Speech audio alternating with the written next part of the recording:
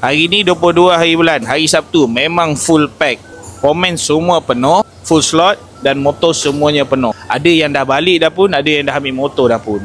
LC ni spec exact.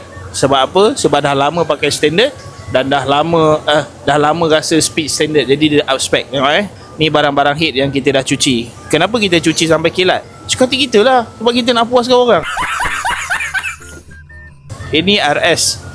RS ni masalah motor tak hidup datang naik towing memang tak boleh hidup. Jadi kita buka top set, kita ganti valve dan juga kita reshim. Yang ini Y15 booking dah nak siap dah pun. Iskandar buat. Dia buat needle bearing sebelah sini, dia buat basic service B.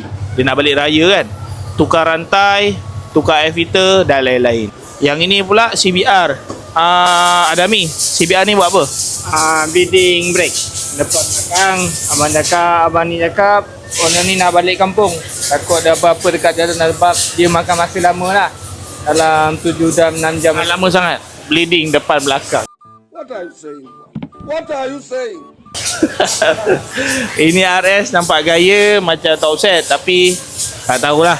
Okey, itu barang-barang dia. Jangan tanya tau,